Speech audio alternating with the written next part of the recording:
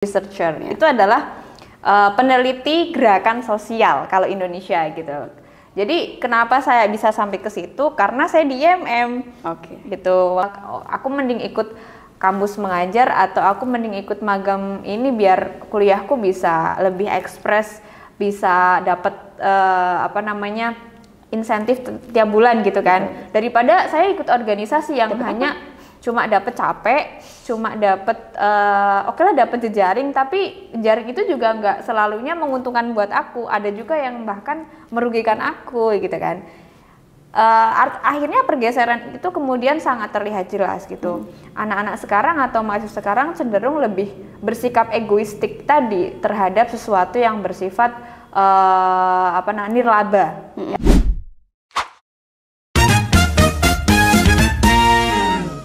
Bismillahirrahmanirrahim. Assalamualaikum warahmatullahi wabarakatuh. Kembali lagi di Unlocking Your Mind. Nah, pada episode ke-7 kali ini kita akan mendatangkan narasumber yang luar biasa dan gak kalah menarik dan keren dari episode-episode sebelumnya.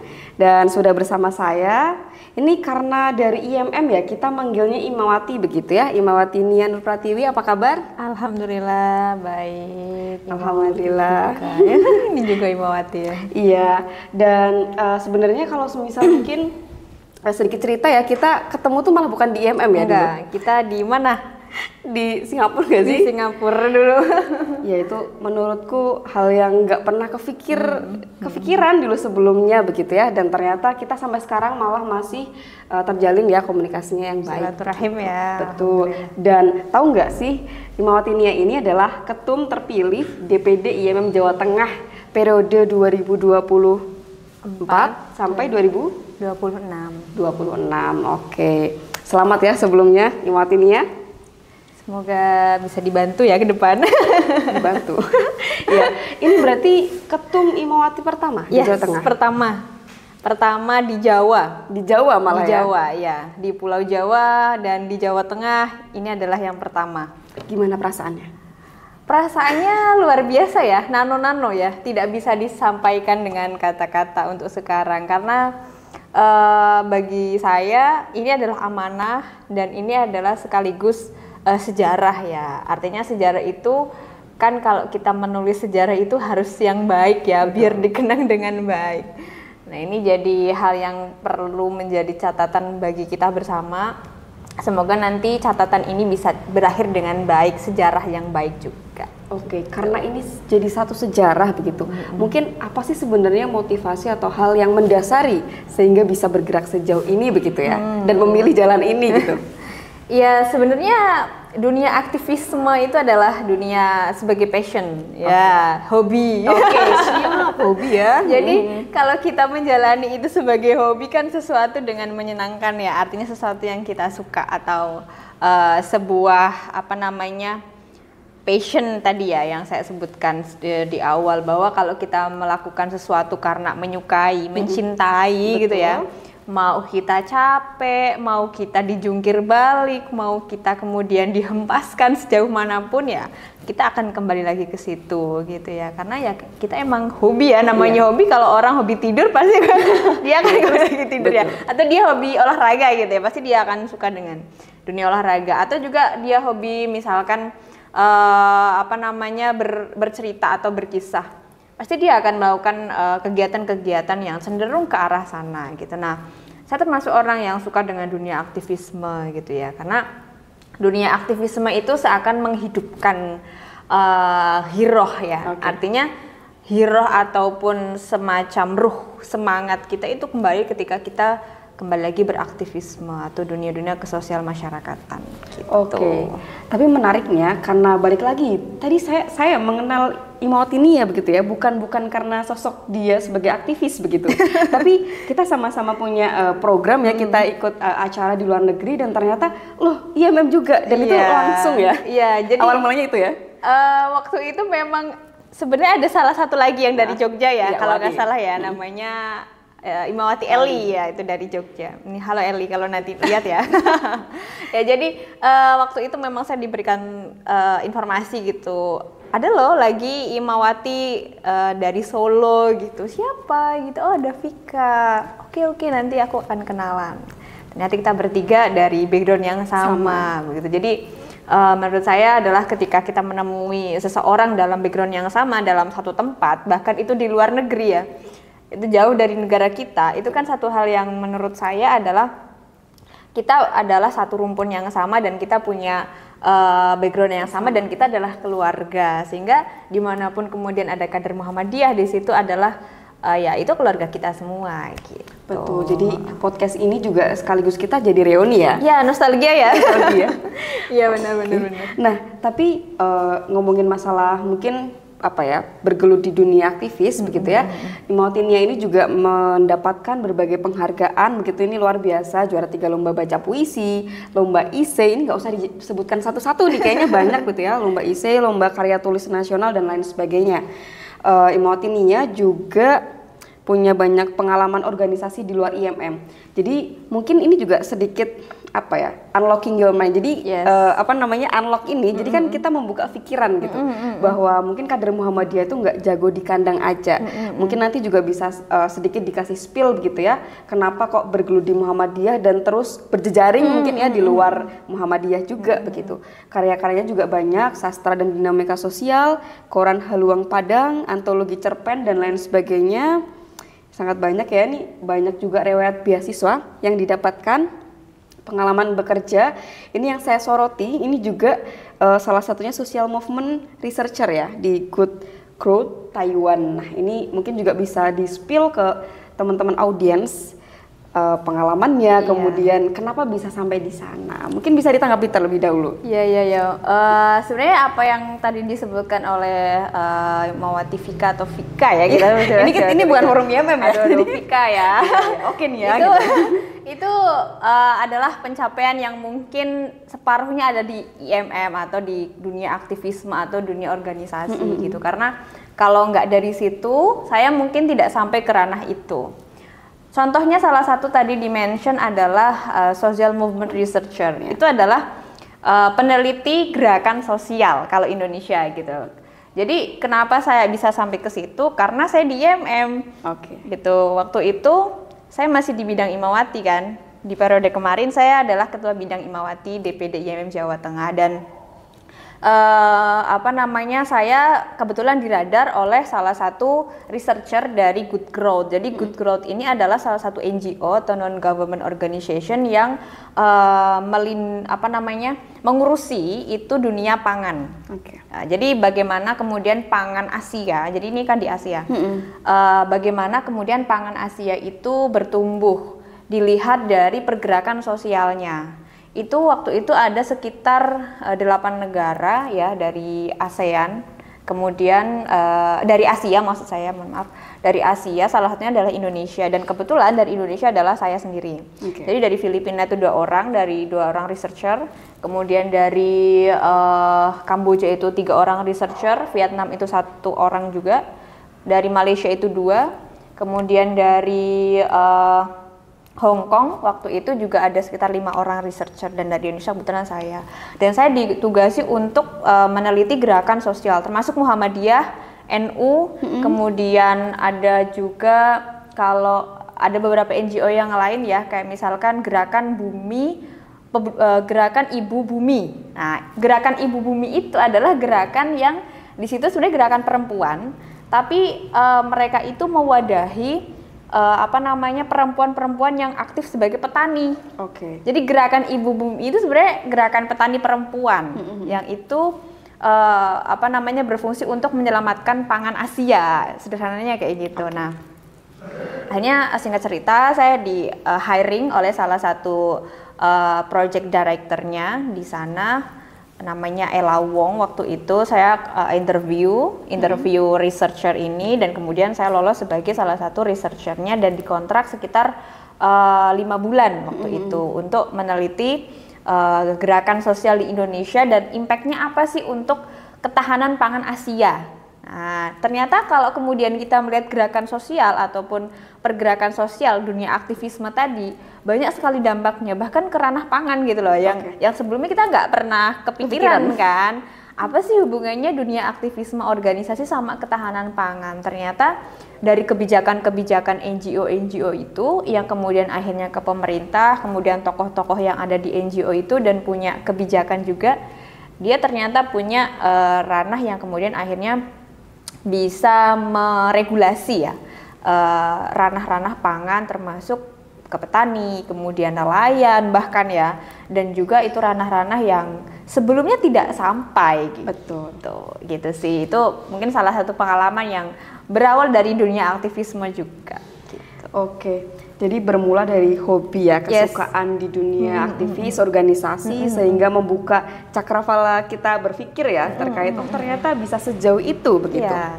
Nah mungkin saya akan sedikit bertanya begitu, bagaimana sih melihat kondisi mahasiswa saat ini begitu dalam pergerakannya, mungkin dalam melakukan peran-perannya. Mahasiswa kan punya berbagai peran ya, apakah itu masih dilakukan sebagaimana mestinya atau seperti apa?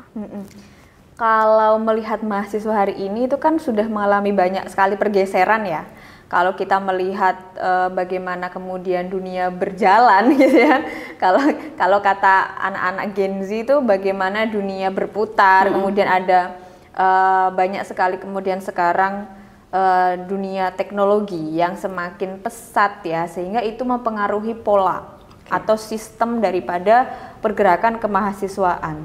Yang dulu seakan-akan mahasiswa itu terlihat banyak di jalanan, sekarang mahasiswa banyak di dunia sosial media gitu maya, gitu ya, di dunia maya gitu ya.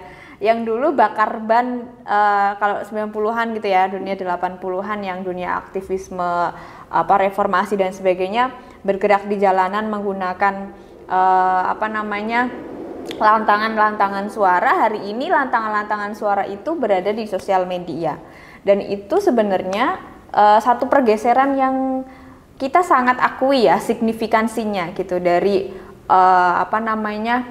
dunia-dunia aktivisme di jalanan dan beralih ke sosial media. Kalau kita ngomong berkaitan sama ideologisasinya juga sudah jauh. Bagaimana kemudian sekarang organisasi kepemudaan dalam hal ini misalkan pergerakan kemahasiswaan itu punya PR besar untuk bisa mereideologisasi gitu ya bahasanya. Ini PR ya, PR penting. Mereideologisasi, bagaimana kemudian ideologisasi itu tetap tertancap tapi tidak menghilangkan esensial dari perkembangan zaman gitu ya. Jadi itu yang menjadi garis bawah sih bagaimana kemudian mahasiswa itu bergerak hari ini. Tetapi yang jadi masalah, mahasiswa sekarang kan tidak semua masuk ke pergerakan mahasiswa. Betul.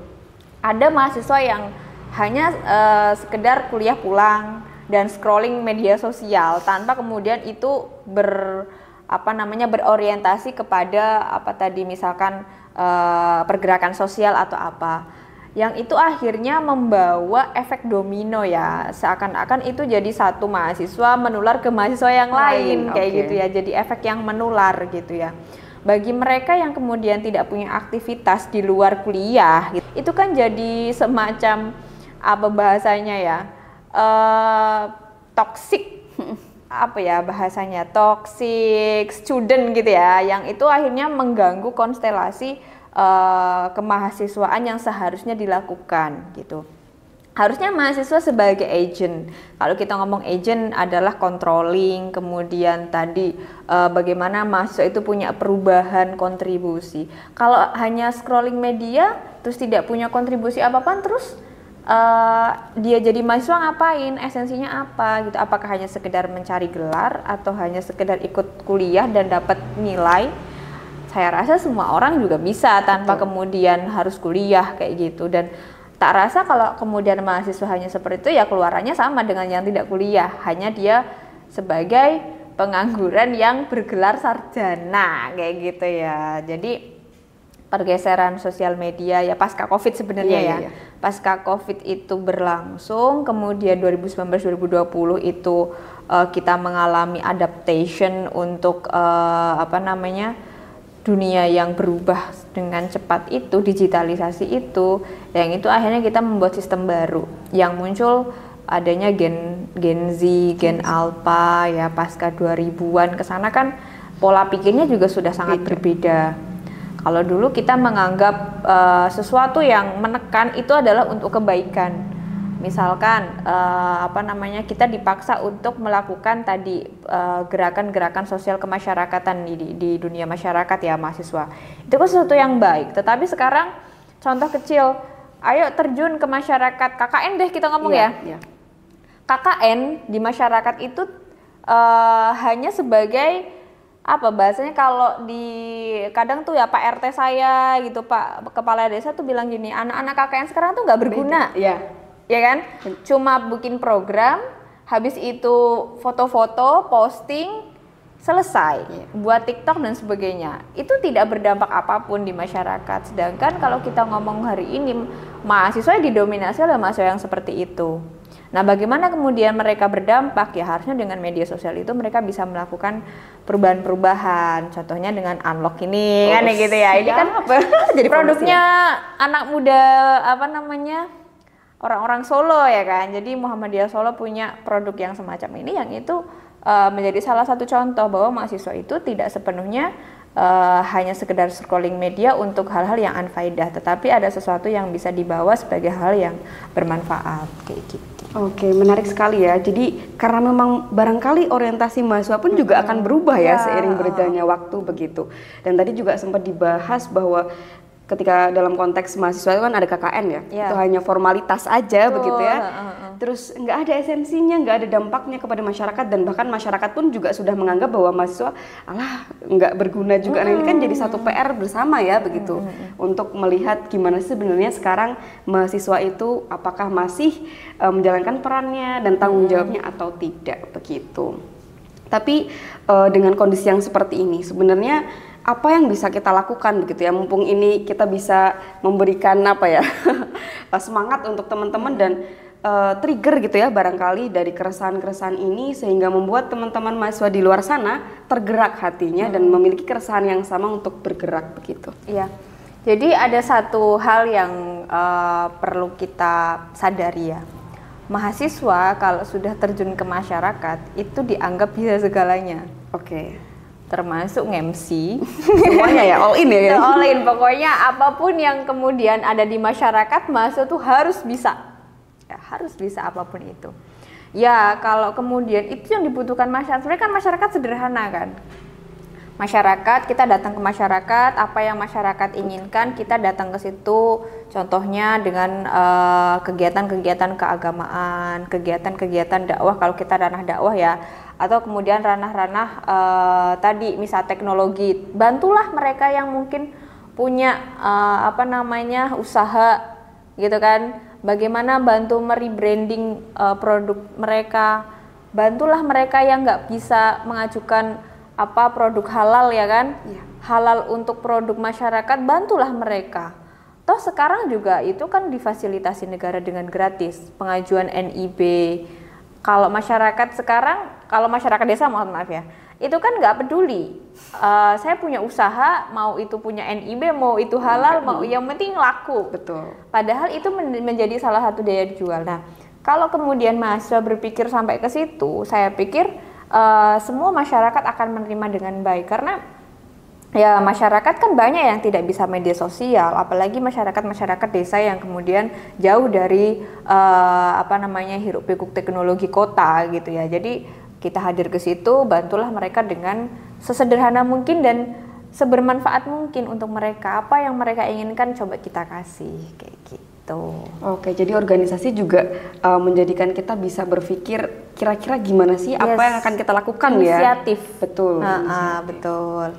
Oke, nah terus ini sih, mungkin sekarang tuh juga selain PR tadi, kita juga ada satu tantangan di mana selain organisasi kayak magang bersertifikat dan lain sebagainya, itu kan sekarang jelas benefitnya tuh gede gitu, entah dapat uang, entah dapat sertifikat, pengalaman magang dan lain sebagainya. Jadi sekarang tuh rasa-rasanya organisasi tuh bukan jadi satu pilihan yang strategis gitu untuk mereka. Nah itu menyikapi itu seperti apa? Ya itu menarik banget karena kebetulan tesis saya itu meneliti di ranah itu juga.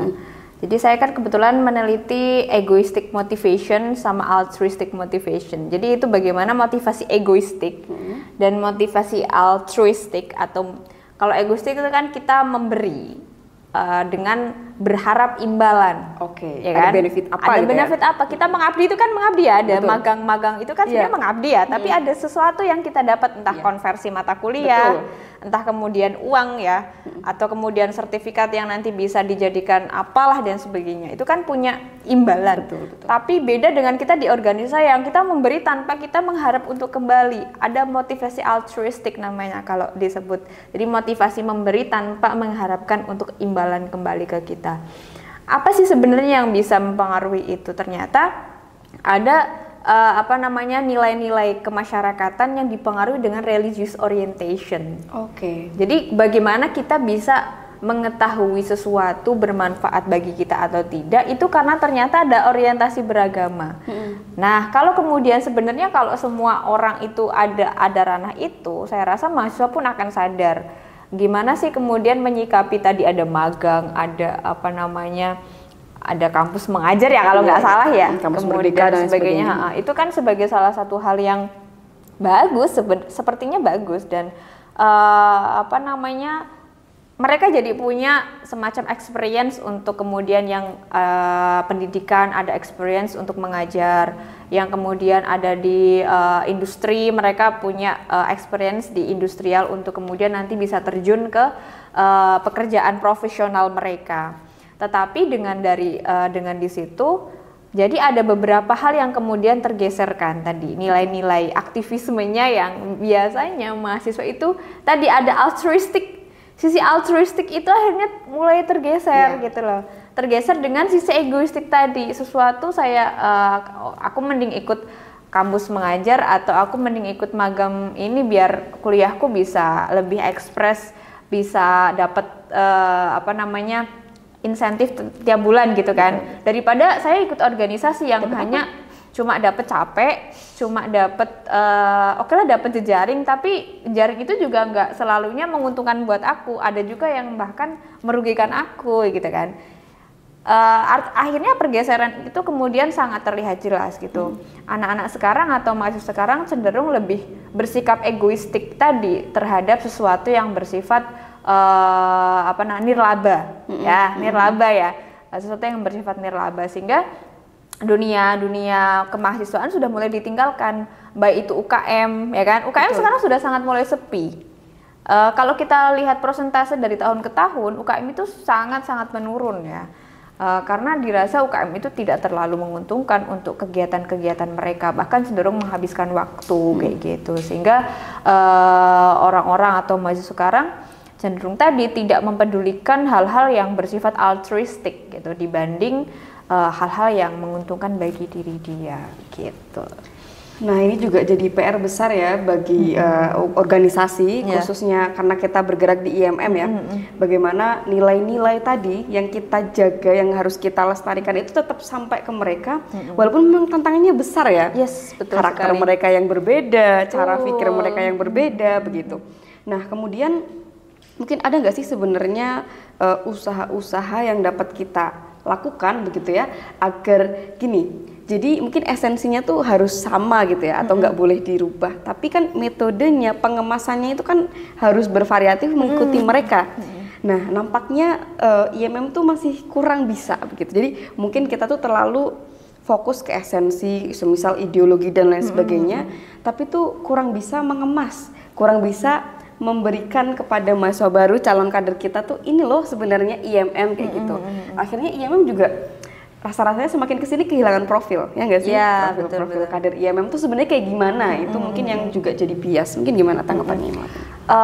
Jadi kalau kita menanggapi hal itu tadi ya lebih kepada metode atau cara-cara yang kemudian harus kita breakdown lagi dari hal-hal yang bersifat idealisme buta ya, maksudnya sesuatu yang tidak bisa diganggu gugat secara sistem maupun tools ya, maksudnya cara-caranya, isinya dan sebagainya itu nggak bisa diganggu gugat dengan idealisme yang realistis gitu ya.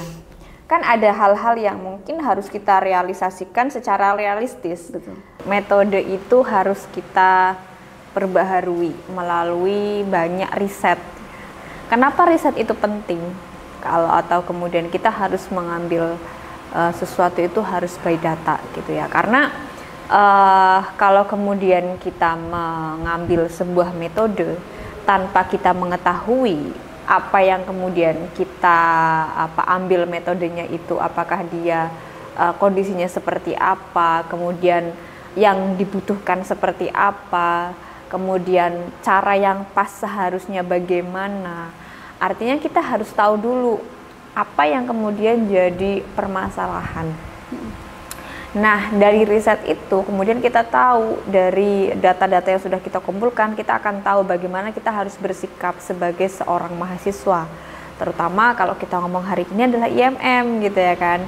Nah, IMM dengan menyandang gelar sebagai Ortom, yang di situ adalah organisasi yang punya kewenangan untuk mengatur rumah tangganya sendiri gitu ya. Artinya di bawah Muhammadiyah, IMM punya kebijakan sendiri untuk bisa mengatur kader-kadernya gitu kan. Nah, dari situ yang kemudian harus kita pahami bahwa ternyata definisi Ortom yang sebenarnya sebagai seorang kader IMM itu adalah bagaimana bisa menghasilkan kader-kader Muhammadiyah yang baik, yang bagus, yang berkualitas sesuai dengan keadaan zaman juga gitu loh. Artinya harus bisa mengetahui perkembangan zaman, harus bisa mengetahui formulasi yang baik untuk diterapkan ke kader-kader. Contoh kecil seperti ini, misalkan kita kemarin ada perkaderan, adanya COVID mengharuskan kita melakukan segalanya menjadi online. Kemudian kita harus bisa beradaptasi dengan itu dengan memunculkan perkaderan secara online. Betul. Nah, artinya itu menjadi salah satu hal yang metode gitu ya, metode yang harus diterapkan ke kader-kader atau ke mahasiswa, tetapi tidak meninggalkan esensi daripada perkaderan itu sendiri. Nah, artinya kan kita hanya merubah tools aja atau cara aja gitu. Jadi kita harus bisa mengetahui tadi, riset dulu gitu, apa yang sebenarnya menjadi permasalahan, apa yang sebenarnya harus menjadi kebutuhan gitu. Kalau memang kebutuhan kita adalah ideologisasi dan kemudian keadaannya kita harus online, ya bagaimana caranya biar kita bisa mengideologisasi tetapi dengan online kan ya gitu kan. Iya.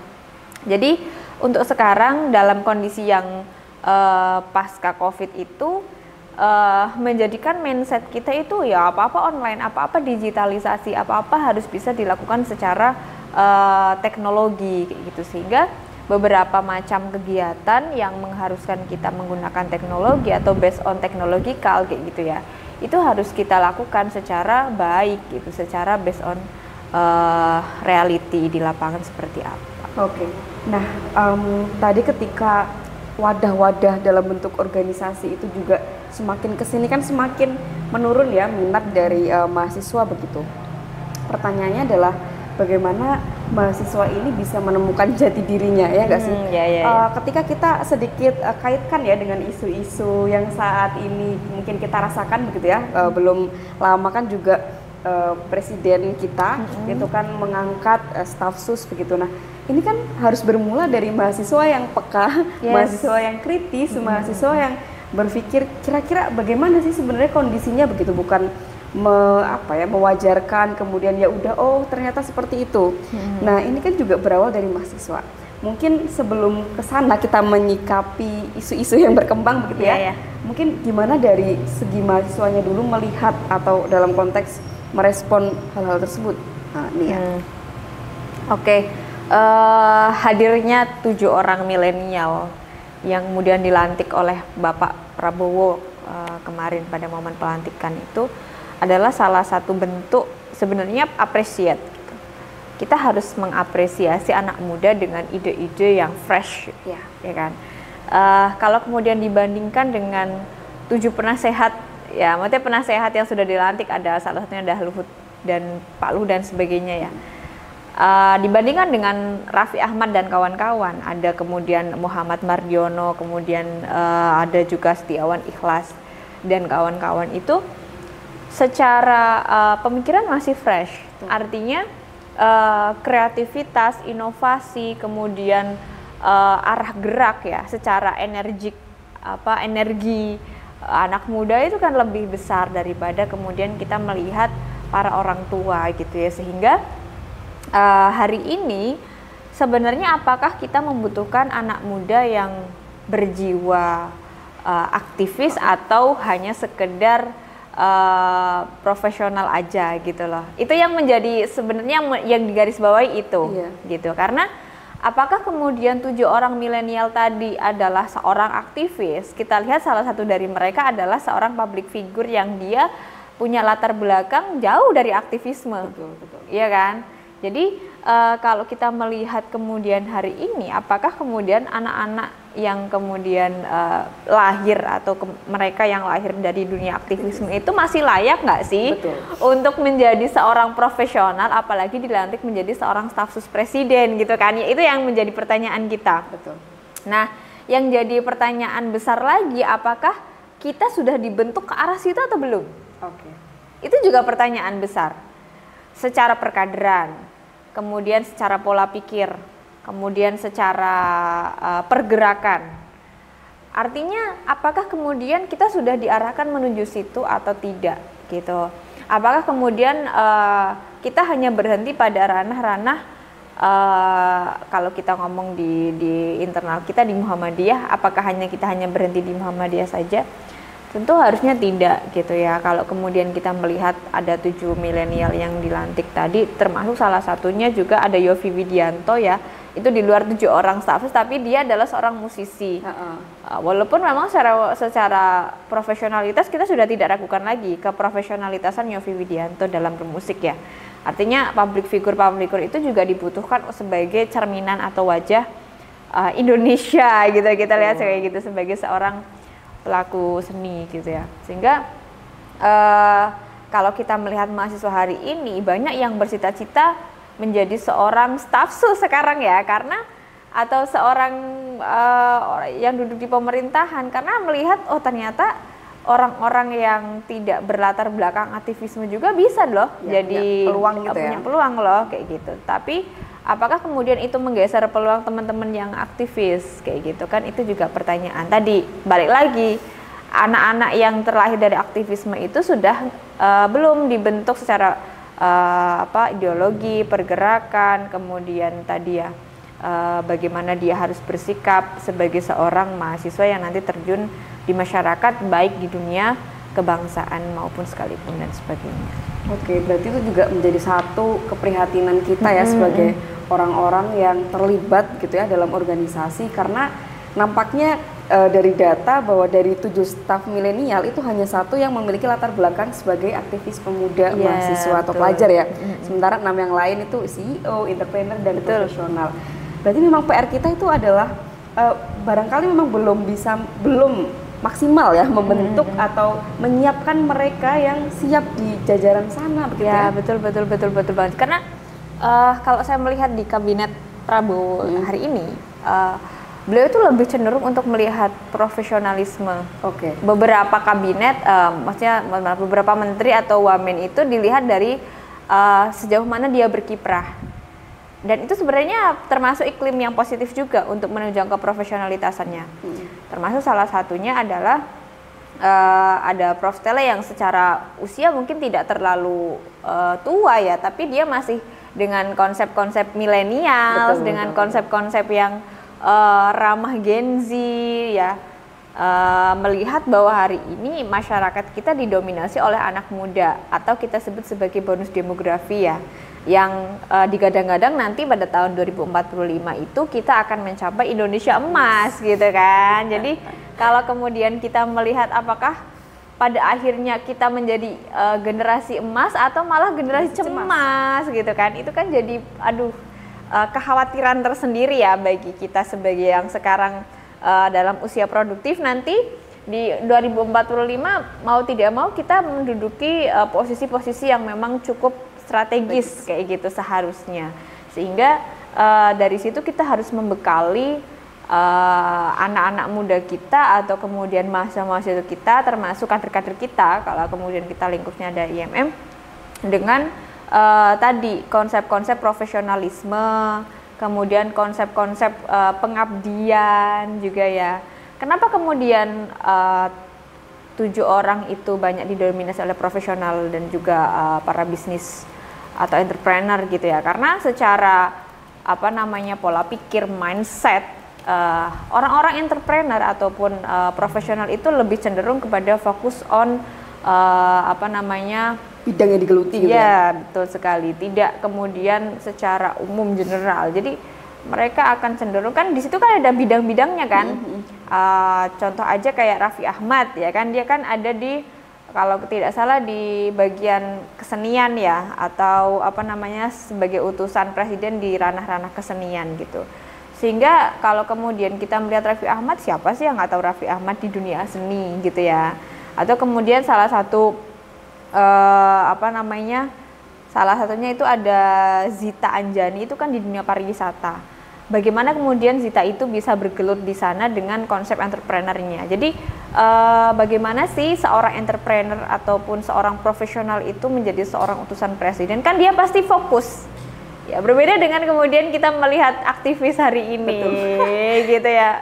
Ya, kita tidak perlu, kita sama-sama sudah tahu lah bagaimana background aktivis hari ini seperti apa, sehingga yang perlu dan sangat kita bekali adalah bagaimana kemudian kader-kader kita, mahasiswa-mahasiswa kita dibekali dengan tadi jiwa profesionalitas dan juga jiwa pengabdian gitu.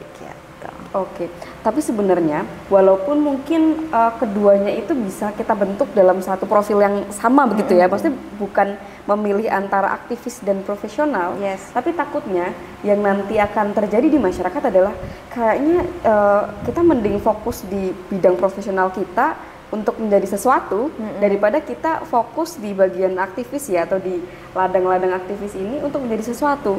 Nah ini kalau pandangnya gimana nih? Maksudnya kita prefer mana gitu, atau prioritas mana, mungkin kayak gitu aja ya? Iya, melihat fenomena ya. Kalau melihat fenomena hari ini, orang tua kita tidak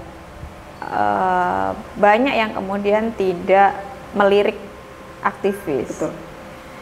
Contoh ya, orang tua sekarang cenderung akan mengizinkan anaknya atau mahasiswa itu untuk melakukan kegiatan-kegiatan kemahasiswaan dengan output yang jelas. Betul. Dibandingkan mengizinkan putra-putrinya mahasiswa yang sekarang misalkan menyandang gelar mahasiswa itu melakukan dunia organisasi yang outputnya belum jelas. Betul. Jadi kalau kita ngomong output hari ini, organisasi adalah output soft skill, bukan output sebagai sesuatu yang nampak secara kasat mata gitu. Sehingga kalau kita ngomong berkaitan dengan masyarakat kita yang didominasi adalah masyarakat yang memang secara pendidikan adalah kelas menengah ke bawah, jelas mereka akan lebih memilih untuk dunia profesional gitu, dibandingkan dunia aktivisme. Tetapi kalau kemudian seorang aktivis itu bisa mengasah profesionalitasnya di dunia organisasi, kenapa tidak? Kan kayak gitu ya, balik lagi ya tadi ya, seperti yang disampaikan Vika. Ketika memprofiling orang dalam satu waktu antara profesional dan aktivisme itu bisa, kenapa tidak? Kan kayak gitu kan. Tetapi yang menjadi fakta di lapangan itu memang tidak banyak yang seperti itu, karena memang yang cenderung ke ranah profesional mereka juga enggan untuk masuk ke dunia aktivisme. Betul. Gitu. Sehingga yang menjadi penting bagi kita adalah bagaimana menumbuhkan jiwa aktivisme itu juga di ranah-ranah profesional.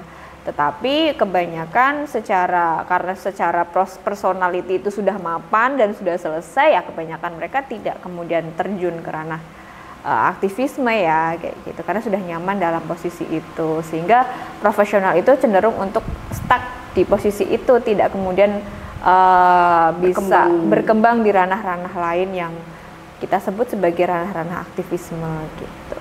Oke. Karena dalam organisasi, kegiatan-kegiatan aktivis itu kan memang titik tekannya ada di prosesnya nggak sih? Betul. Kita nggak akan pernah tahu hasilnya seperti apa. Beda lagi dengan profesional ya. Profesional jelas nanti akan jadi seperti apa dan akan dapat seperti apa. Mungkin bisa dikasih satu hembusan semangat begitu. Sebenarnya ketika kita bergelut di ranah aktivis ini, dalam organisasi ini, sebenarnya apa sih nilai lebih kita gitu, selain memang kita tahu prosesnya, kita akan belajar lebih banyak gitu, atau soft skill dan lain sebagainya. Itu mungkin kan bagi mereka, bagi teman-teman Gen Z atau anak-anak muda saat ini tuh kayak ngapain kalau ada yang praktis sih, kenapa kita harus susah gitu ya Iya, sekarang betul. Nah itu mungkin kayak gimana tanggapannya Nia? Perlu stimulus ya. Oke. Jadi mungkin bahasanya adalah para senior itu harus bisa menstimulus adik-adiknya bahwa senior dalam arti semua ya, maksudnya secara umum, baik senior di organisasi maupun di kemahasiswaan secara tingkatan kakak tingkat gitu. Kenapa? Karena kalau kita berbicara berkaitan dengan output tadi ya, mahasiswa di organisasi itu bukan hanya sekedar output yang kasat mata, tetapi soft skill dan pengelolaan emosional, kemudian bagaimana seseorang itu bisa lebih wise, bijak ya, menghadapi satu konflik tertentu yang mengharuskan dia untuk melakukan kebijakan seperti itu, sehingga pada proses-proses tertentu orang-orang yang di dalam profesional menghadapi suatu konflik besar cenderung untuk memilih mundur ya, secara dalam tanda kutip untuk bisa ketahanan dirinya dibandingkan mereka yang sudah terbiasa menghadapi konflik. Itu kan juga berbeda itu, sehingga kalau kemudian kita sudah terbiasa, bukan kemudian kita membicarakan bahwa di organisasi isinya masalah, enggak, tapi tetap kita kemudian melihat bahwa dalam kondisi tertentu seseorang yang sudah terbiasa di organisasi atau sudah biasa mengalami manajemen konflik, dia akan cenderung lebih bisa mengalami ketahanan diri yang lebih besar dibanding mereka yang tidak berkecimpung di dalam dunia kemahasiswaan ataupun dunia organisasi. Sehingga itu diperlukan sekali ketika dalam proses kita bermasyarakat maupun dalam proses profesionalitas kita sebagai seorang yang bekerja misalkan di satu momen tertentu. Masalah itu kan selalu datang dalam bentuk apapun gitu, sehingga problem solving, kemudian endurance kita, endurance itu ketahanan diri kita terhadap sesuatu itu bisa diukur lebih besar ya secara kualitas gitu dibandingkan mereka-mereka yang cenderung menempuh jalur profesional secara langsung. Gitu. Oke ya, menarik sekali ya, karena membahas ini tuh juga membahas masa depan gitu ya. Iya, betul sekali. Membahas pilihan kita, membahas apa yang akan kita pilih ke depan gitu. Nah, tapi memang walaupun mungkin ada beberapa orang yang berpikir bahwa sebenarnya kan ngomongin masalah tadi ketahanan diri dan lain sebagainya kan bisa dibentuk dalam proses-proses profesional dan lain sebagainya. Tapi pasti juga akan berbeda ya ketika kita berada di lingkungan organisasi. Tadi sedikit saya mengutip gitu ya, ketahanan diri, kesiapan dan kematangan emosional seseorang itu pasti akan dibangun dari bukan masalah ya, tapi persoalan yang kita hadapi. Jadi kan semakin kita banyak melakukan menjawab soal, kita semakin lihai ya. Oke, kita akan seperti ini begitu. Oke, menarik ya. Semakin kesini sepertinya semakin menarik lah untuk kita bahas begitu. Kemudian karena ini juga masih dalam suasana atau momentum pemilihan daerah gitu, pilkada. Hari ini ya? Hari ini banget hari gitu. Ini sekali. Bagaimana sih kita sebagai aktivis tuh melihat terutama mungkin peranan kita dulu, kita pelan-pelan ya bahas dari peranan kita sebagai mahasiswa, sebagai aktivis menyikapi bukan pergolakan dinamika politik saat ini. Ya, ada dua hal yang menurut saya menarik ya untuk momen pemilihan. Ada pilpres kemarin ya, dan pilpres dan pileg ya kan, di satu tahun yang sama ya kan. Kemudian di akhir tahun ini ada momen pilkada serentak yang itu sangat-sangat kerasa sekali atmosfernya. Bahkan tidak hanya bagi mereka yang berkecimpung di ranah politik saja, tetapi ini adalah pesta kita sebagai rakyat Indonesia dengan konsep demokrasi yang kita usung bersama sebagai satu sistem di negara kita gitu ya. Dan ada dua hal yang menurut saya tadi di garis bawah. Yang pertama adalah momentum bagaimana kemudian kita sebagai mahasiswa itu sebagai agen kontrol, dan juga yang kedua adalah agen kontributor gitu ya. Ada dua hal itu.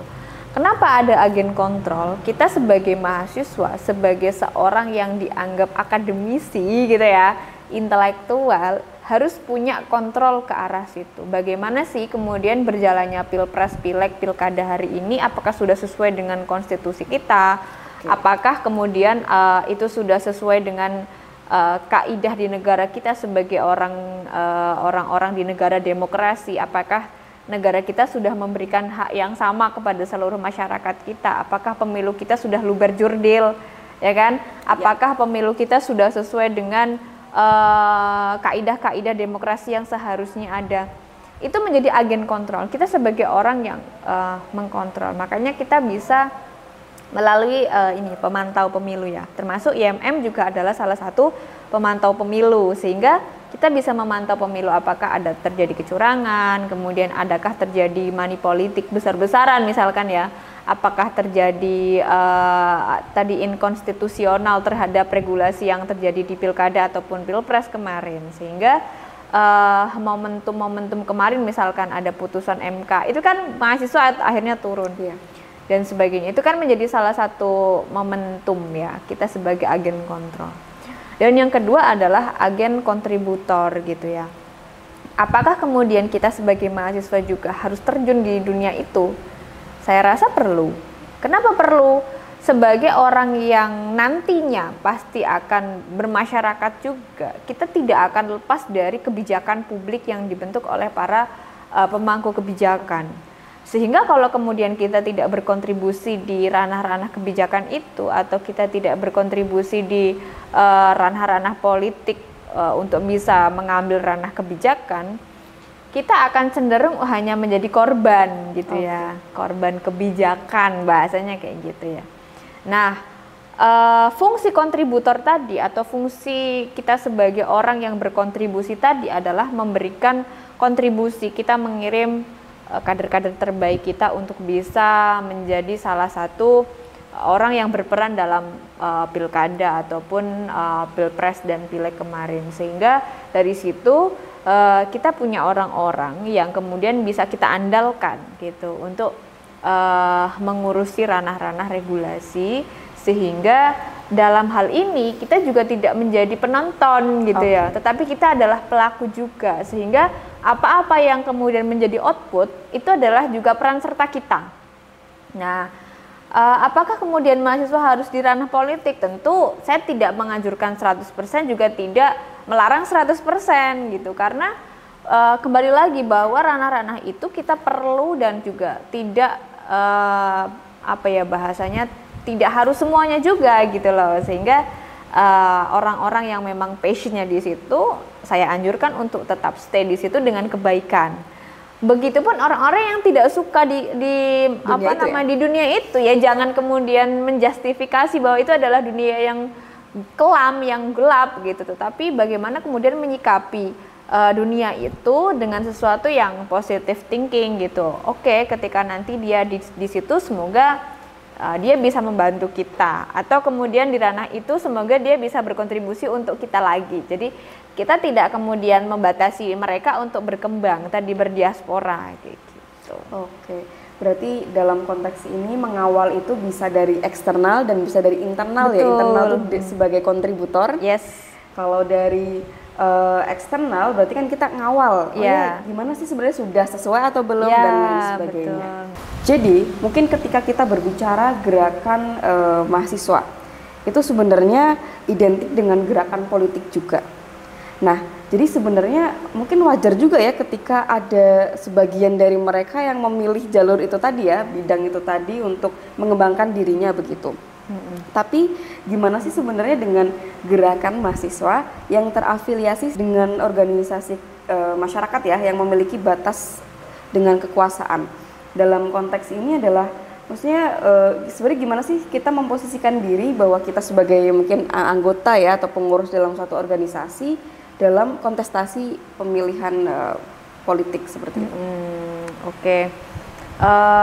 Tentu tadi ya ada dua hal yang tadi saya sebutkan sebagai kontrol dan kontributor punya peranan masing-masing gitu ya. kalau kemudian dia mengambil ranah kedua atau sebagai kontributor, gitu, artinya dia kalau dalam tanda kutip dan nyemplung ke dalam situ, gitu ya. Kalau bahasanya nyemplung, gitu ya. Dan kemudian sekalian berenang aja di situ, sehingga kelihayan berenang itu didapatkan dari situ, dan kondisi-kondisi tertentu dia bisa berenang, dia bisa menyelamatkan kawan-kawannya ketika dalam kondisi tenggelam. Itu adalah istilah yang mungkin bisa saya pakai. Kenapa itu istilah yang bisa saya pakai? Karena dalam kondisi-kondisi tertentu kita butuh orang-orang yang kemudian pada posisi itu sebagai orang yang secara struktural mungkin punya afiliasi ke sana. Gitu. Kalau kemudian kita tidak punya akses, artinya kalau dalam posisi tenggelam kita akhirnya mati, tidak ada yang bisa menolong. Tetapi dalam hal ini kita sebagai seseorang yang di dalam organisasi tentu punya etika organisasi atau batasan-batasan dalam organisasi yang itu seharusnya kita taati bersama, gitu. Kalau kemudian kita berbicara mengenai ranah ke sana, ya itu silahkan, itu menjadi hak asasi masing-masing orang. Sehingga kalau misalkan ada kader-kader kita atau pimpinan kita sekalipun masuk ke ranah-ranah itu, tentu saya persilahkan, gitu. Sebagai satu hal yang mungkin pada saatnya nanti dia bisa berenang dan bisa menolong kawan-kawannya ketika dalam kondisi kapal karam misalnya kayak gitu kan. Tetapi dalam kondisi yang seperti itu tentu dia juga harus paham bagaimana beretika dalam berorganisasi, gitu. Bagaimana beretika dalam berorganisasi tentu tidak mencampur adukan urusan organisasi dengan urusan yang berkaitan dengan hal-hal tersebut. Gitu. Jangan kemudian mencampur adukan urusan organisasi dengan urusan politik praktis itu. Tetapi kalau kita ngomong berkaitan dengan politik, gitu ya, secara harfiah politik itu kan sebenarnya segala sesuatu cara untuk bisa mendapatkan tujuan kita. Jadi kalau kemudian kita ngomong politik secara harfiah atau bahasa, itu tidak ada stigma negatif ataupun positif, nggak ada. Itu netral. Politik itu sebenarnya netral, betul. Politik secara bahasa itu netral. Tetapi kalau kemudian sudah diembel-embeli dengan politik praktis, akhirnya itu tidak netral, gitu loh. Kalau kemudian kita ngomong politik, ya kita lapar. Bagaimana kemudian kita makan itu kan politik. Caranya apa? Makan, ya kan? Kemudian beli jajan misalkan. Kita menginginkan sebuah jabatan, kita melakukan beberapa step, itu kan politik kita untuk bisa menduduki jabatan itu. Tapi bagaimana kemudian dia sampai di jabatan itu tentu harus menggunakan etika. Atau kemudian ada yang ngomong bahwa tidak ada etika dalam berpolitik misalkan kayak gitu. Kata siapa kayak gitu loh. Maksudnya masih banyak sekali dari kita, warga kita yang kemudian berpolitik dengan baik kok. Tentu itu harus diawali dari ranah-ranah paling kecil, gitu ya, di bawah sampai ke atas, artinya tuh menggunakan politik-politik yang beretika. Oke. Nah, tadi mungkin sedikit mau meminta validasi agar jelas gitu ya, terkait identitas organisasi ataupun ormas yang dibawa untuk mungkin berkampanye, kemudian mengikuti dinamika dalam perpolitikan, itu seperti apa tanggapannya dari ini ya? Identitas itu kan membawa komunitas ya. Jadi kita ngomong berkaitan dengan identitas, ada identitas muslim, artinya kita membawa komunitas masyarakat muslim.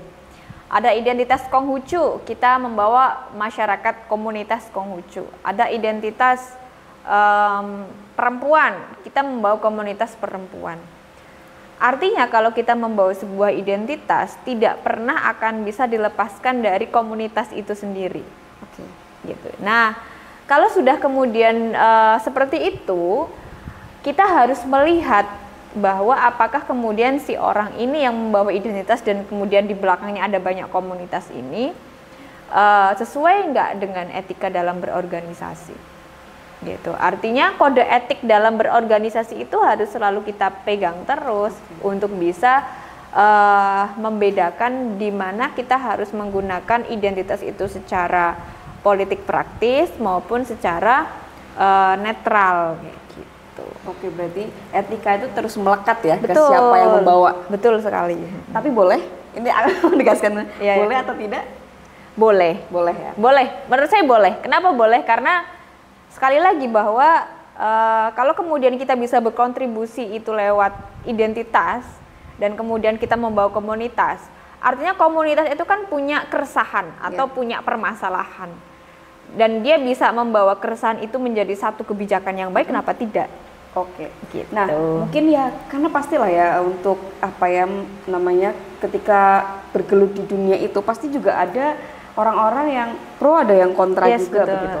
Dan di sini mungkin mau sedikit kita bahas juga begitu terkait semisal apa namanya Muhammadiyah sendiri itu kan nggak berpolitik, kemudian direvisi lagi Muhammadiyah itu tidak berafiliasi terhadap partai politik. Jadi dalam konteks dunia politik ini sebenarnya posisi Muhammadiyah ini seperti apa? Mungkin ini juga perlu diluruskan begitu ya, perlu kita buka mindsetnya gitu. Sepertinya kalau kita ngomong berkaitan dengan politik dan Muhammadiyah itu cukup bahasanya ya menarik ya, karena ada dalam posisi tertentu di Muhammadiyah tentu ya namanya organisasi tidak bisa semuanya itu dalam satu pikiran. Ada banyak kepala, pasti ada banyak isi ya. Dan isi itu tidak semuanya sama dan tidak bisa disamakan. Ya. Jadi kalau kita melihat Muhammadiyah hari ini, tentu Muhammadiyah sudah menempatkan posisinya yang seharusnya. Tinggal kader-kadernya yang kemudian melakukan banyak semacam positioning tertentu kayak gitu, sehingga ada banyak sekali identitas yang sebenarnya kalau kita melihat di luar Muhammadiyah tetapi cenderung untuk membawa sisi Muhammadiyah. Bukan hanya satu tapi 2, 3, 4, 5 organisasi yang berbentuk relawan ataupun kemudian berbentuk organisasi-organisasi keranah itu, sehingga saya rasa itu menjadi hal yang baik sebenarnya. Kenapa baik? Karena Muhammadiyah artinya punya ranah-ranah yang kemudian bisa didiasporakan tanpa kemudian dalam arti mengutip kata Muhammadiyah langsung gitu loh. Sehingga itu adalah menurut saya adalah salah satu bentuk batasan atau etika berorganisasi juga. Gitu. Jadi tidak kemudian langsung misalkan Muhammadiyah memilih ini, mendukung ini, tidak, tetapi dengan konotasi yang lain gitu, atau kemudian menggunakan term yang lain atau frasa yang lain yang itu sebenarnya dalam arti adalah membawa komunitas Muhammadiyah, tetapi dalam frasanya tidak langsung mengutip nama Muhammadiyah. Itu menjadi salah satu bentuk ya etika dalam berorganisasi tanpa kemudian mencampur adukan organisasi secara langsung. Apakah biasanya juga ramai ya di media sosial itu terkait menjual Muhammadiyah begitu? Menjual Muhammadiyah itu tak rasa dalam konteks politik ini suara ya, suara. Nah, apakah dengan tidak secara langsung menunjukkan bahwa ini Muhammadiyah mendukung ini, itu juga bisa menjadi salah satu cara untuk menetralkan atau mungkin seperti itu? Ya betul sekali, karena balik lagi ya bahwa Muhammadiyah itu tidak pernah menyampaikan dukungan ke siapapun secara institusional. Nah, secara kelembagaan Muhammadiyah tidak pernah mendeklarasikan mendukung paslon A, B, C dan sebagainya. Tetapi kader-kadernya yang kemudian membentuk beberapa komponen-komponen tertentu untuk kemudian menuju ke paslon tertentu gitu ya. Jadi kalau secara kelembagaan saya rasa Muhammadiyah sudah sangat baik menempatkan diri gitu sebagai organisasi yang tidak secara frontal untuk menyampaikan dukungan ke beberapa pihak tertentu. Sehingga kalau kemudian kita ngomong Muhammadiyah apakah sudah netral? Ya Muhammadiyah netral. Iya, Muhammadiyahnya netral. Muhammadiyah netral, tetapi orang-orang yang di dalamnya yang kemudian menunjukkan keberpihakan ke beberapa paslon seperti itu. Oke, tapi pertanyaannya ketika menjadi seorang pimpinan di Muhammadiyah, pasti kan mereka punya banyak pengikut ya, dalam artian dia orang terpandang gitu, beliau orang terpandang. Ketika ya memang secara personal dia itu mendukung salah satu begitu. Apakah itu tidak merepresentasikan dari organisasi, maksudnya oh itu pimpinan ini, nah itu berpengaruh nggak sih atau seberapa berpengaruh dia walaupun konteksnya secara pribadi ya bukan lembaga begitu, tapi kan dia masih melekat ya, melekat oh ini pimpinan Muhammadiyah begitu. Ini tanggapannya gimana? Menurut saya kalau misalkan seperti itu jelas dia membawa semacam stigma orang gitu. Maksudnya gini, kalau misalkan saya melihat oh Vika dia orang Muhammadiyah, dia mendukung salah satu paslon misalkan ya. Karena aku dekat dengan Vika yang tadinya aku adalah swing vote misalkan ya, swing voter ya, orang yang belum benar-benar menentukan pilihan di awal. Akhirnya karena saya melihat Vika adalah teman saya dan dia adalah Muhammadiyah, dia berpihak ke salah satu paslon, saya cenderung akan memilih apa yang Vika pilih. Oke. Jadi itu sebenarnya punya dampak yang besar untuk kemudian mempengaruhi suara komunitas tertentu ketika figur atau profil orang yang kemudian ditokohkan di komunitas tersebut memihak ke salah satu orang. Itu sebenarnya punya dampak yang besar atau punya cenderung punya dampak yang sangat signifikan untuk mempengaruhi tadi suara. Oke, berarti sah-sah saja ya ketika mereka itu menggunakan apa ya, sebenarnya itu kan juga kebebasan mereka ya, untuk memilih, untuk ini betul sekali. Gitu. Berarti nggak jadi masalah ya? Nggak jadi masalah, yang jadi masalah adalah ketika kalau dalam konteks organisasi dia mengganggu, contoh akhirnya dia melakukan banyak misalkan kebijakan-kebijakan yang semau dia dan akhirnya itu kepentingan-kepentingan dia yang terrealisasikan, sehingga itu menjadi satu hal yang perlu menjadi sorotan gitu. Tapi kalau kemudian dia membawa kepentingan umat, kepentingan bersama, kita dorong secara bersemangat gitu ya, secara dengan senang hati untuk kemudian membawa kepentingan banyak orang. Gitu. Oke. Nah, tadi mungkin kita masih sedikit membahas bagaimana cara pandang Muhammadiyah begitu ya. Betul. Kemudian kita ketika sedikit fokus ke dalam IMM gitu ya. Sebenarnya apakah sah IMM itu digunakan sebagai mesin pemilu gitu, baik di tingkat nasional maupun daerah, dan apakah ini juga berpengaruh pada minat anak-anak muda terhadap IMM ketika mungkin kita akhirnya bergelut di sana gitu ya. Mungkin itu dulu. Ada satu sistem yang kemudian mengharuskan kita masuk ke dalam dunia itu. Di atas sana gitu ya, di atas sana ya orang-orang yang duduk di singgasana sana itu beranggapan bahwa dia masih melihat background secara keorganisasian maupun secara pergerakan untuk bisa duduk bersama dengan mereka. Oke. Ya. Sehingga mau tidak mau kita sebagai pergerakan mahasiswa atau organisasi kemahasiswaan harus menyetarakan position dengan orang-orang yang nantinya duduk di sana. Kenapa ini harus terjadi? Karena kalau kita tidak seperti itu, kita akan ditinggal. Sehingga orang-orang kita tidak bisa duduk di sana. Dan itu sudah sistem gitu loh. Dan menjadikan semacam paradigma orang kalau mau ke sana berarti kita harus melakukan cara itu. Betul. Harus melakukan cara-cara yang tadi dalam arti menjual identitas ke-IMM-an kita gitu ya. Atau kita sebut dalam mungkin pergerakan organisasi lain cenderung lebih banyak karena senior-senior mereka lebih banyak yang duduk di sana. Atau organisasi B dengan mudahnya masuk ke kementerian karena ada seniornya di sana. Tetapi karena kita tidak ada, sehingga kita tidak ada yang bisa masuk. Kita tidak ada akses ke situ, sehingga bagaimanapun sistem itu akhirnya kita ikuti. Nah, bagaimana kemudian sistem itu bisa dirubah?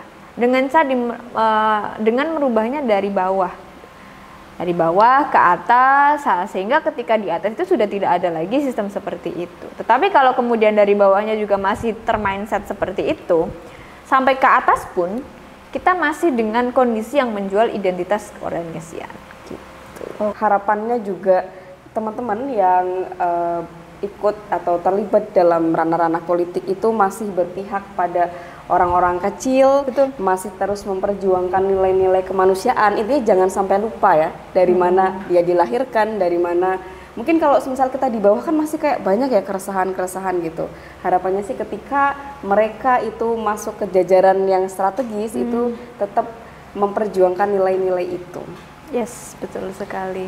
Gitu. Nah, kayaknya nggak lengkap kalau tadi nggak dilengkapin pesan ya dalam kita sebagai kader umat dan kader persyarikatan. Mungkin bisa disampaikan. Ya, kita jangan pernah kemudian merasa kecil hati atau kemudian merasa saya hanya orang yang berada di internal saja. Oke. Setiap orang itu punya perannya masing-masing. Setiap kader di dalam organisasi itu punya perannya masing-masing. Ada yang bertugas sebagai mesin, ada yang bertugas sebagai roda, ada yang bertugas sebagai jok motor. Ya, kalau kita ngomong sebagai sebuah mesin ataupun kendaraan gitu ya. Ada yang bertugas sebagai lampu.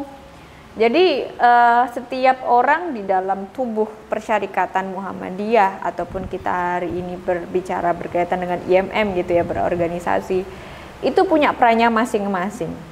Jadi tidak perlu berkecil hati ketika kita hanya selesai di ranah internal. Justru itu adalah penguat bagi mereka-mereka yang berdiaspora di ranah eksternal. Karena tanpa kemudian kawan-kawan yang berada di ranah persyarikatan dan kader-kader umat, tentu kita juga tidak bisa sebesar sekarang.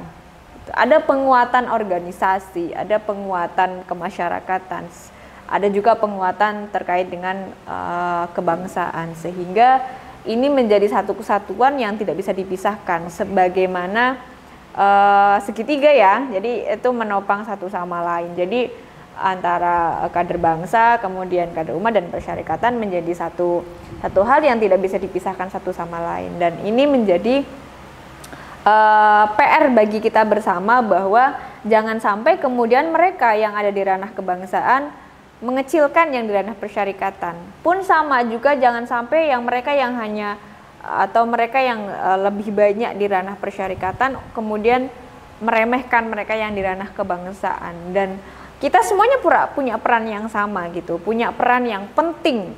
Jadi tidak ada yang tidak penting dalam menjadi kader di dalam sebuah organisasi. Gitu. Oke. Berarti poin utamanya adalah saling menghargai. Betul. Dimanapun pilihan kader itu, yes, mau berproses, mau memperjuangkan apa yang mungkin kita pelajari juga ya di IMM gitu. Dan harapannya sih kita terus menjaga nilai-nilai ideologi yang kita sudah pelajari dan kita aktualisasikan dalam kehidupan kita gitu. Nah, karena ngomongin mahasiswa, ngomongin pergerakan ini terasa memang sangat panjang ya gitu. Ketika kita diskusi pasti nggak akan pernah habis karena dari waktu ke waktu pun tantangannya berbeda-beda dan yang nanti akan kita hadapi itu pasti akan juga berbeda ya Nia ya. Jadi harapannya sih mungkin kita bisa diskusi dalam topik yang sama barangkali dengan case yang berbeda juga begitu ya. Ini kita masih banyak ngomongin masalah politik pilkada, momentum-momentum ini ya yang ada di negara. Ya, gitu. Ada yang ada di depan mata kita hari ini ya gitu. Kayaknya sudah keluar ini hasilnya ya. Sudah. Nah, mungkin yang jadi PR kita bersama adalah dalam hal politik itu kan pasti ya panas, sensi, itu kan hal yang wajar ya, namanya dinamika begitu. Tapi mungkin yang jadi PR kita bersama adalah merawat setelah itu sih, ya nggak sih? Betul sekali. Jadi sensi-sensi itu sih harapannya ya udah gitu, yang udah ya udah buat pelajaran aja, toh itu juga nggak akan ada efeknya gitu kan ketika itu masih kita bawa setelah itu. Begitu. Mungkin ada yang mau disampaikan nih? Kalau berkaitan dengan itu tentu merawat itu lebih baik ya daripada kita memecah belah. Oke. Ya kan? Jadi bagaimana kemudian kita merawat persatuan dan kesatuan antar kader gitu ya, persatuan dan kesatuan antar kader, dan juga merawat persatuan dan kesatuan di masyarakat, sehingga baik itu kita sebagai kader maupun sebagai masyarakat secara umum, kita tidak menjadi agen yang memecah belah. Oke. Justru tadi merawat dengan rasa welas asih untuk negara kita. Dan harusnya memang itu yang harusnya ditumbuhkan. Kenapa itu ditumbuhkan? Kenapa? Karena ya kalau kemudian kita kalah, kita menang, itu kan hal yang biasa. Betul. Di dalam sebuah kontestasi. Kalau tidak ada yang menang, maka tidak ada yang kalah. Kalau tidak ada yang kalah, maka tidak ada yang menang. Kayak gitu. Jadi itu hal yang niscaya gitu ya. Jadi tidak mungkin itu tidak terjadi. Nah, bagaimana kemudian kita melihat kedewasaan para pemimpin kita setelah ini? Oke. Apakah kemudian janji-janji mereka betul-betul ditepati, ya kan? Kita lihat nanti untuk 5 tahun ke depan. Dan bagaimana kemudian apakah pemimpin-pemimpin kita yang awalnya mendekat sekali dengan rakyat, setelah itu mendekat juga ke rakyat lagi, atau justru sebaliknya? Itu justru kita pertanyakan ya, yang hampir tiap hari datang ke masyarakat, apakah besok mau untuk datang kembali lagi ke masyarakat, sekedar mendengarkan aspirasi. Begitu. Jadi jangan pernah merasa kecil untuk kita yang kemudian besar. Oke. Luar biasa sekali ya. Pembahasan kita kali ini sangat menarik dan bahkan nggak habis-habis sebenarnya kalau kita mau lanjutkan gitu. Sebenarnya saya juga ada satu topik dan ini barangkali malah jadi satu episode lagi begitu, betul, karena tadi kita masih ngomongin terkait pandangan kita sebagai kader IMM ya, aktivis IMM melihat pergolakan dinamika dalam kontestasi politik kenegaraan gitu. Belum kita mencoba untuk melihat bagaimana nih di internal kita sendiri begitu, untuk pelajaran bahwa itu juga tidak bisa terpisahkan ya nggak sih, karena IMM juga sebagai gerakan perkaderan ya, organisasi perkaderan dan pergerakan. Nah ini seperti apa? Ini juga sebenarnya menarik kalau nanti akan jadi satu episode lagi. Ya, karena kalau kita bahas di sini juga pasti nggak akan selesai-selesai ini podcast ya. Ya, nanti sampai subuh kayaknya ya. Iya. Ya mungkin itu aja teman-teman, harapannya bagi kader-kader IMM atau kader-kader persyarikatan yang lain yang menyimak diskusi kita pada hari ini ya, itu bisa mendapatkan manfaat dan insight baru, barangkali menjadi satu spirit baru ya, untuk melihat bagaimana sebenarnya mahasiswa, bagaimana pergerakan mahasiswa seharusnya, dan menyikapi persoalan kehidupan ya, terutama mungkin di case ini adalah dinamika politik begitu. Yes. Mungkin itu dari saya. Ada yang mau ditambahkan ya? Cukup ya. Mungkin itu saja. Dan jangan lupa untuk melihat podcast Unlock di episode-episode sebelumnya juga, karena tiap topiknya, tiap episodenya tuh beda-beda gitu nih. Jadi dan kali ini kita akan ngomongin mahasiswa, pergerakan mahasiswa. Sebelumnya juga ada beasiswa, ada juga ngomongin PDM terkaya nih. Oh iya. Iya, jadi banyak dan itu beda-beda topiknya gitu. Jadi jangan sampai kelewatan dan tunggu episode kita di acara-acara setelah ini begitu. Mungkin itu saja pada kesempatan kali ini. Saya Vika Anissa Soliha dan Mawatinia Nur Pratiwi pamit undur diri. Terima kasih. Wassalamualaikum warahmatullahi wabarakatuh.